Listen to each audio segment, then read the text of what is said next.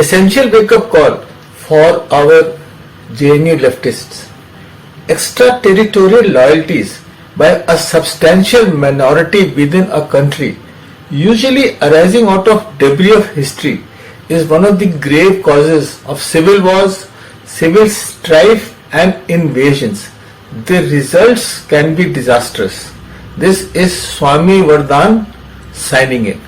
In many ways, Ukraine is like pre-war Czechoslovakia. Czechoslovakia had 20-25% German-speaking minority inside it. Hitler used that minority to actually invade Czechoslovakia.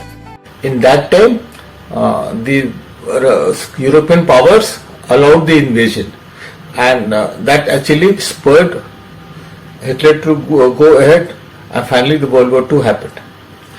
In Ukraine, after the withdrawal of Russia from Ukraine, after Ukraine independence, they left behind a 30% major population with this, who spoke Russian, and they had extraterritorial loyalty to Russia, and this gave the Russians excuse to annex Crimea and then invade Ukraine. That is, in short, what happens. Now, the Ukrainians actually pronounce Ukraine as Ukraina, but we will pronounce it Ukraine. Now, if you look back into history, deep into history, we find that Ukraine is supposed to be one of the most fertile countries in Europe. The land is supposed to be fantastically fertile. Now, you can see this artifact that goes back 2,300 years, in which you can actually see the fine workings of this gold necklace, and it shows how advanced the civilization was. And in fact, this gold necklace is, if available today, any woman would love to own one. Now, the problems of Ukraine can be traced back to the 13th century. In that, what happened was the barbaric Mongolian army, they destroyed Ukraine. So Mongols were like locusts going all over the world and destroying the world. And the destruction actually means they literally murdered the whole population. And it also means that the agricultural lands became forests.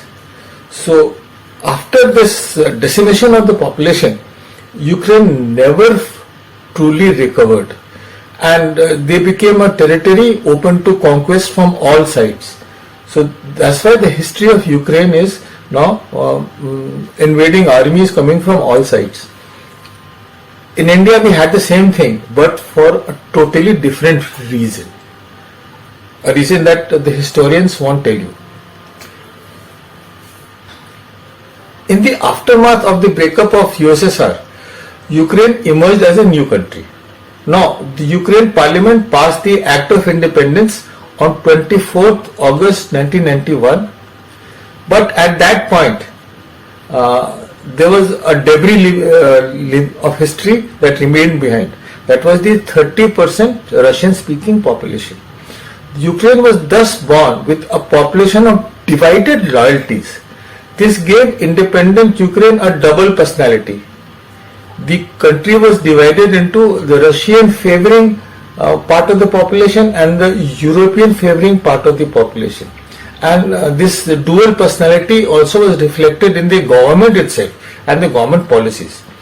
On 21st January 1990, about 3 lakh Ukrainians organized a human change from the two important cities of Kyiv and Lviv for demanding Ukrainian independence. Now you can see the street politics entering into Ukraine. On 16th July 1990, the parliament announced the declaration of state sovereignty of Ukraine. 1st December 1991, 92% people vote for independence in a referendum. Now these things are going to be copied again and again and again, but this time against the Republic of Ukraine. But as soon as the referendum is complete, the cracks shows up. At this point, at this early point, the parliament, which they call Verkhovna Rada, they refuse to ratify the membership of CIS. The CIS is a pro-Russian economic group. So the cleavage starts from the day of independence itself, and somehow because of this mixture of population, Ukraine suffers from the Ayaram-Gayaram syndrome. So somebody becomes the head of state sometime, and somebody else comes. So this oscillation is always happening out there.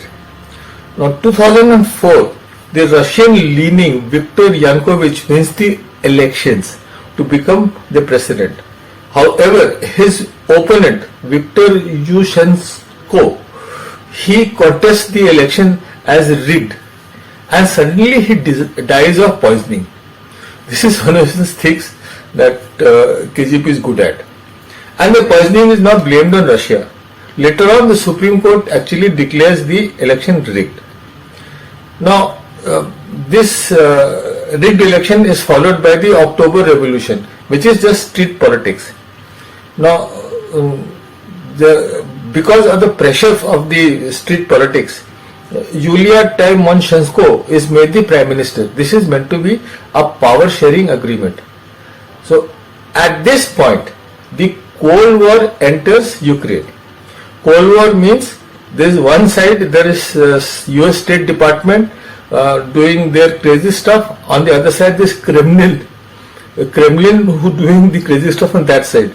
So money goes to destabilize Ukraine, and this is unaccounted money. And in a country with street politics, it is actually a dangerous thing.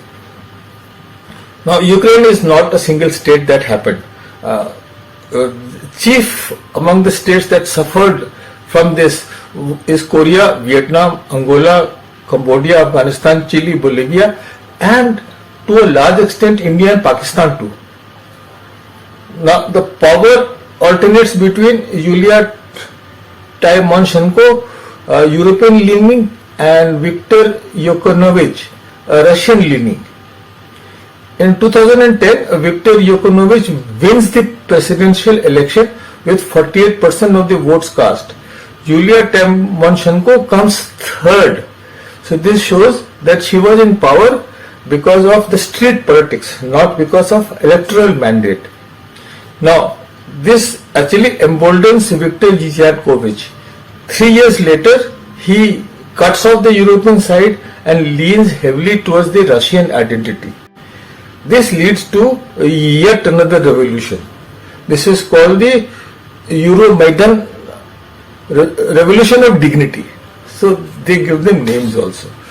The street politics out there is, forgot all the words, but is there. We are going to call it Euromaidan because it sounds like Euromaidan, right? The subsequent protests in the country divided the country in the East Russian side and on the West European side. This has got disastrous consequences. On the 16th January 2014, a new anti-protest law is passed because the protest becomes uncontrollable. There are riots all over the place and government buildings are being occupied, stuff like that is happening. But the new anti-protest law is unable to actually suppress the protests. It magnifies the divide. And then rioting becomes huge, hundreds of people die. There are allegations of snipers, government snipers shooting on people, and government buildings are getting occupied. Things are becoming hot. On the 21st February, Viktor Yanukovych feels the heat and he backs down with some compromise and a promise for elections in December 14. Next day, the parliament removes the president, short-circuiting the constitutional process. Now, here's the thing to note. The parliament should have around about 480 members, but only 235 are voting. Other members are simply chased away by the mobs outside. So the mobs know which parliament member is going to vote where, and they are standing outside the parliament, and the members of parliament don't have the security to actually go in, alive at least. So this is how the constitutional requirement of 75% members voting for impeachment is met. This is entirely by street force. So the parliament loses all credibility.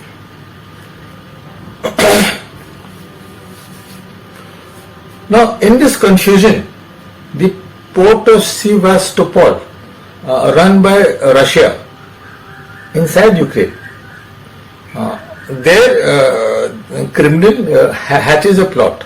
The Russian intelligence officials somehow disarmed the Ukrainian army, and Crimea is invaded.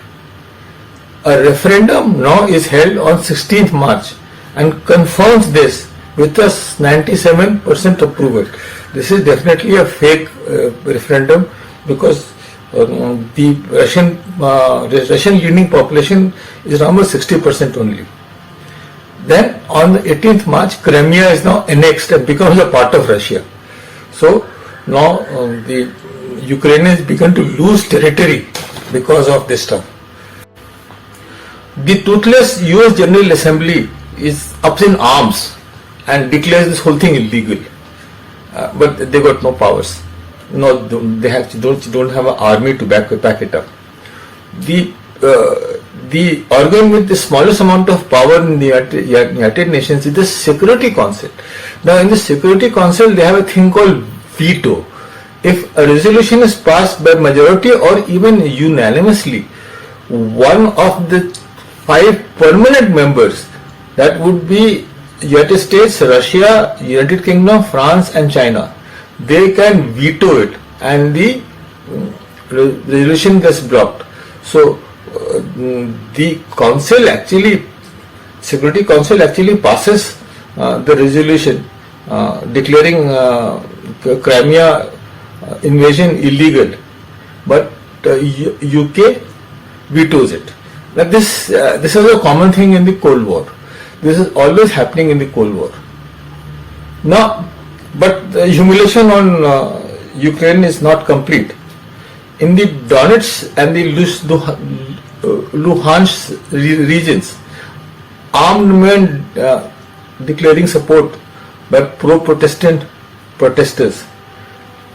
This is a plot basically. Seizes the government buildings, police and special police stations in several cities and hold unrecognized referendums. This is how the self-styled Donetsk People Republic and Luhansk People Republic is formed. There are other, maybe some other smaller republics. But in the center, there is more Ayaram and Gayaram. Elections are announced on the 25th May, and now this is won by Petro Poroshenko with 50% vote, and actually it creates even more confusion.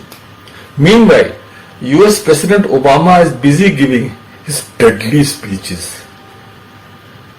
While we take these steps, I want to be clear that there is also a way to resolve this crisis that respects the interests of the Russian Federation, as well as the Ukrainian people. Let international monitors into all of Ukraine, including Crimea, to ensure the rights of all Ukrainians are being respected, including ethnic Russians. Obama has got to justify his Nobel Peace Prize that is given him for no reason whatsoever. See, he arranges for talks in Geneva. Ethnic Russians.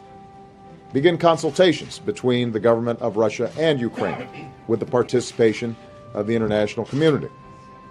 Russia in Geneva between European Union, Russia, Ukraine and United States. So people come in ties and coats and all, and they gravely discuss the situation, and then there is a declaration. a declaration that nobody is really serious about. The Geneva Declaration is stillborn, observing the breach, it is just an eyewatch. But significantly, Petro Poroshenko promises to continue the military campaign against the breakaway republics of Donetsk and Luhansk, and this results in continued warfare. We can see later on that it was a mistake. Ukraine is now being torn apart by foreign forces. Policy is being decided on the streets. Shady money flows into the street revolutionaries. The parliament itself is heavily compromised. Country is under such stress and pressure, react in strange, inexplicable ways. You don't have to look far. If you look at the West, this happened in United Kingdom and it happened in United States. And this what happens in Ukraine.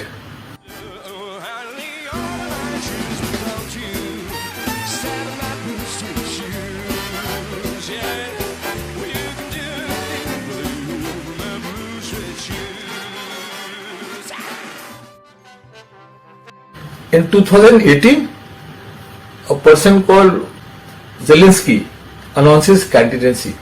He's a dancer, figured before, and he does it on 31st December 2018. He's an entertainer, and in 6 months he wins the Ukrainian parliament election in 2019 with a ground shaking 73% of the votes. He defeats the incumbent Petro Poroshenko.